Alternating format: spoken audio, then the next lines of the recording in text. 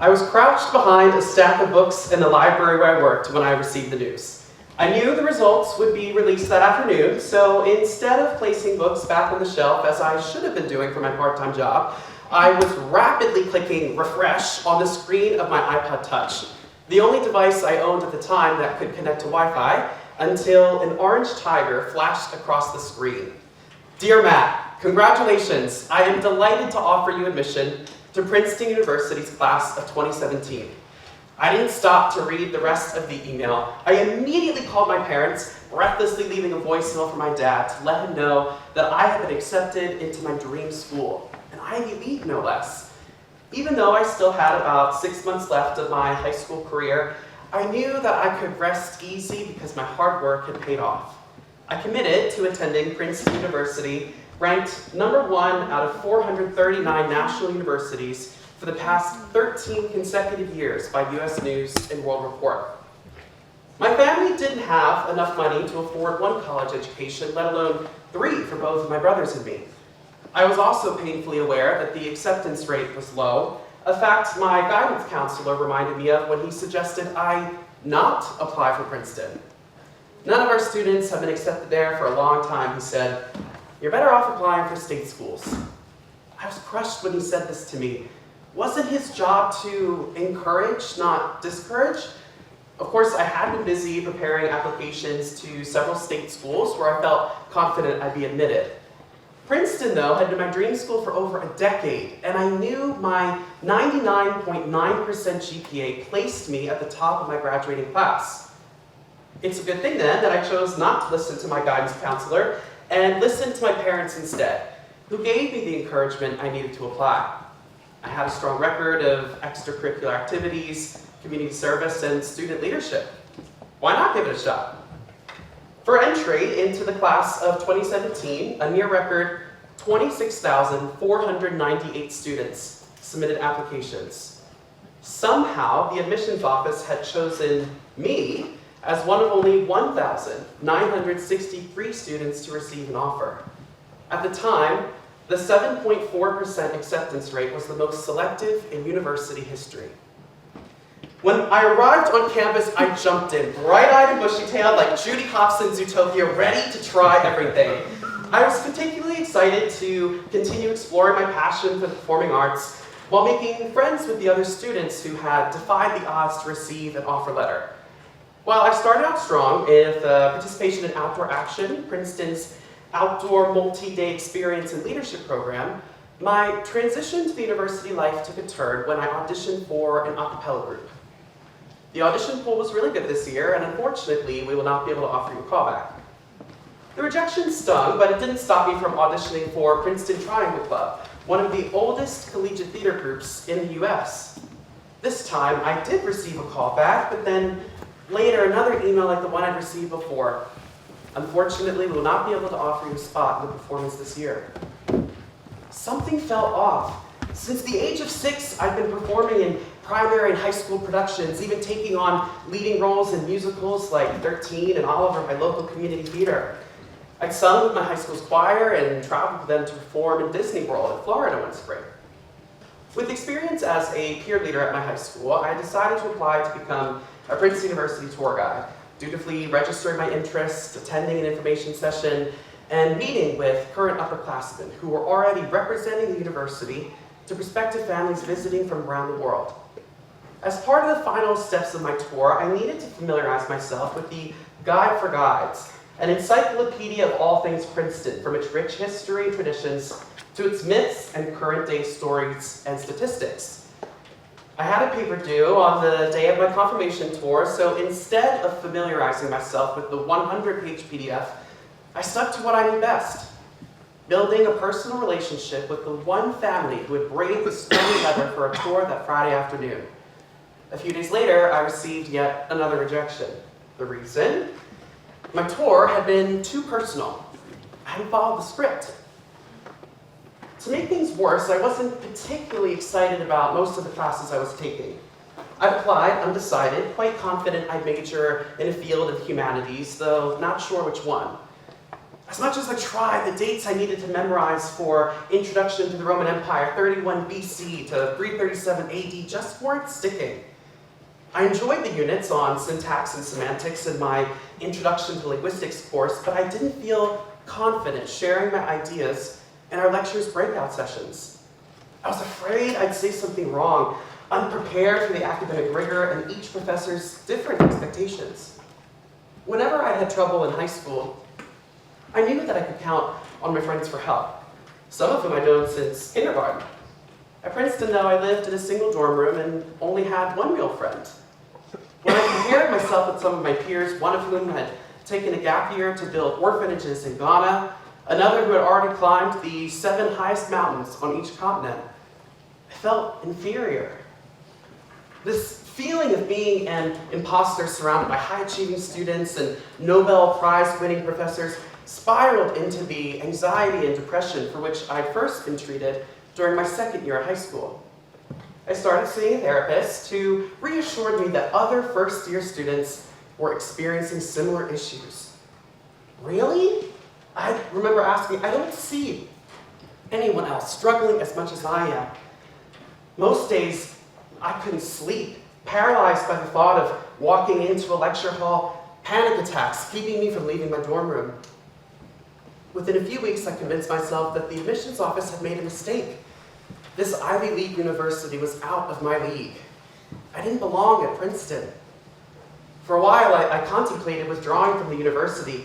What right did I have taking up the space of someone who really wanted to be there? There were thousands of other applicants who would have happily taken my place. They'd be able to make friends, discover and pursue their academic interests, and engage with the campus community, none of which I'd managed to do. My mental health crisis coincided with a local public health crisis on the university's campus, an outbreak of meningitis, a potentially fatal infection of the membranes that cover the brain and spinal cord. The Center for Disease Control and Prevention quickly confirmed that our campus's outbreak of the bacterial strain meningitis B was even rarer than the viral strains, with only 200 cases per year in the US. When I came down with a high fever at the end of November during the height of the outbreak, panic set in again. This time, about the possibility of contracting a fatal disease that had already killed a student at a nearby university. My parents rushed me to the emergency room, where the doctors on call performed a lumbar puncture, also known as a spinal tap, to remove a sample of spinal fluid and rule out the possibility of a meningitis infection. The results came back negative, but for several weeks after, I couldn't stand or sit without experiencing debilitating headaches.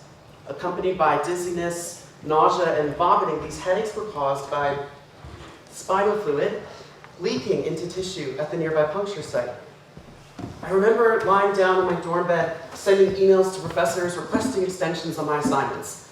Lying down was the only way I could feel some sort of relief from the pounding pain, and in a rare moment of clarity, I asked myself, why had I worked so hard during high school, only for this to be my university experience? How had fear and uncertainty become my new normal? A Princeton education, or an education of any kind for that matter, would never be as important as my physical or mental well-being. Determined to finish out the rest of my semester, I submitted my assignments and took some time to rest over the winter break. I returned to campus and only had my worst fears confirmed. During a one-on-one consultation with my writing seminar professor, he told me that I was not a good fit for Princeton. By this point, though, something had changed within me. I didn't internalize his criticism like I might have just several months before. I started to think that perhaps I could let these words ignite my passion for the university and show them that I did belong at Princeton and the admissions office hadn't made a mistake. Maybe they had seen something in my application that I was only just starting to see for myself. I was working my job as a student assistant at the library when I received the news. I made it to the middle of my second year at Princeton, feeling more confident with a group of friends on the campus with which I was becoming more familiar. This time, though, it was news of a tragedy. Sometime during the night, my friend and neighbor had died by suicide in her dorm room. She was only 1 year older than me, and I had just seen her the day before, packing her suitcase to leave our building for a semester abroad. How could she be gone so quickly? I cried for days. The sudden news of her loss made it even worse by needing to pass her former dorm room on the way to mine. Anxiety and panic returned, accompanied by guilt that I should be spending more time preparing for my final exams that were scheduled to begin just 2 days later. I muddled my way through these exams and then took time to rest over the winter break. When I returned to campus in the spring, although I was still grieving the loss of my friend, I decided that enough was enough. Nearly 2 years into Princeton, and my university experience had been nothing like the exciting period of exploration I'd imagined. I didn't want to waste any more time. I needed to make a conscious effort to redefine my university experience. I wasn't just going to survive Princeton. I was determined to thrive at Princeton. I threw myself into East Asian Studies, a major in the humanities I'd never considered before, but quickly realized was the perfect fit for me after my Chinese language professors introduced this field as perfectly aligned with my interests in storytelling, culture, and society. Outside the classroom, I started speaking up about some of the challenges I faced. When I shared this vulnerability with others, I was not met with the criticism or disdain that I feared. To my surprise, the friends of mine I thought were moving through Princeton with effortless perfection were struggling too, which is why I turned to the performing arts as an outlet for mental health advocacy and engaged in student leadership as a residential college advisor, supporting first-year students through their own transitions to university life. Each student would face a challenge adapting to an Ivy League. That's something I knew I couldn't change. Perhaps, though, by sharing my story, I could make it easier, if only for just one student. The latter half of my Princeton career did bring challenges of its own. My father was diagnosed with and treated for malignant melanoma, while he was also taking care of my grandmother, whose health and mobility were rapidly declining. I too had been experiencing health issues of my own. Over a year of constant fatigue, pounding headaches, and unexplained nosebleeds, sometimes as frequent as 3 to 5 times a day, were affecting my ability to focus on my senior thesis, the culmination of every student's academic journey at Princeton. Off-campus doctor's visits interrupted my classes. Several physicians dismissed my symptoms as severe allergies until one ordered a CT scan and promptly recommended a surgery to remove the bone spurs, nasal polyps, and hardened mass of tissue in my sinuses. 4 days before my scheduled surgery, I received the news of yet another tragedy. This time, I wasn't at the library. I was at home during the first week of my winter break when I learned that a second friend and Princeton classmate had died by suicide in his dorm room. Overwhelmed with grief, I underwent an invasive medical procedure, my nose and the upper half of my face broken apart and reconstructed through plastic surgery. 2 weeks later, a few days into the start of 2017, my grandmother died in the hospital. My 3-week winter break had not been the period of rest I hoped it would be. I returned to campus feeling disoriented by how quickly things had changed. Physical discomfort and difficulty breathing after my surgery kept me tossing and turning in bed. Even when I did manage to fall asleep, I still couldn't find peace. In my dreams, I'd see the faces of the friends I'd lost, hear their voices again, stand by their side close enough to reach out and ask the one question that haunted those of us they left behind. Why? And then I'd wake with a start, the tears still rolling down my face. One professor gently recommended that I take a leave of absence from Princeton for a year to cope with the sudden loss and lengthy recovery from surgery. I thought back to what a different professor had told me nearly 3 years before. In that moment, I knew more than ever that he'd been wrong. I was a good fit for Princeton. In April 2017, I submitted my senior thesis, 104 pages, in fulfillment of the requirements for a major in East Asian Studies and a minor in Translation and Intercultural Communication. I could feel my friends' presence when I thanked them in the opening pages of my thesis for teaching me how to learn and love more deeply. 2 months later, I graduated magna cum laude, high honors, for my academic performance. I'd also won the Spirit of Princeton Award, which recognizes students who have made outstanding contributions to campus life. Despite the setbacks I faced, I've even been named a finalist for the Class of 1901 medal, which recognizes the senior who, in the judgment of their classmates, has done the most for Princeton. I thrived. Thanks to the university's generous financial aid program, I managed to graduate without any debt and won a fellowship through a nonprofit organization named Princeton in Asia. Based on my application and interview, Princeton in Asia matched me with my first job as a postgraduate college counselor in Hangzhou, the city I have since called home for nearly 7 years.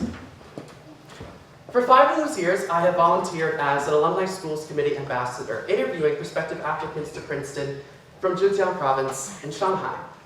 At the end of each of these one-on-one interviews, I offered my students 3 pieces of advice, which I'd like to share with you, especially for those in the audience who might be attending university within the next few years. 1, remember that you are worth more than your university acceptances or rejections. Give yourself the time you need to process what might feel like a disappointment and turn these moments for personal growth into something greater. Embrace them as opportunities to rest, reflect, and redefine your priorities. 2, you don't always need to follow the script. I've been an admissions officer at Wellington since August 2019, and during that time I've given hundreds of tours to prospective families, most of them one-on-one. Some of you in the audience might have actually made your tour with me when you came and visited our school. Meeting with families one-on-one and responding to their needs has been at the core of my postgraduate professional experience. When families learn that I graduate from Princeton, they're impressed. What they don't know, though, is that these 4 years often carried a weight, unbearable at times. Fortunately, though, it was not a weight that I needed to bear on my own. When others didn't believe in me, or worse, I didn't believe in myself, I had an army of family friends, doctors, mentors, professors, and therapists who reminded me of the power to be found in living each day as if it were my first, embracing the wonder of opportunities at Princeton, and seeking strength in a support system that wanted nothing more than for me to succeed. Universities offer a wealth of resources for those who are willing to engage with them, which brings me to my 3rd and final piece of advice. Asking for help is not a sign of weakness. Asking for help is a sign of strength. Princeton University has a long-standing commitment to service reflected in the school's informal motto, in the nation's service and the service of humanity. I hope that perhaps my story might have been of some service to you in the audience, and look forward to seeing you around campus. Thank you. See you later.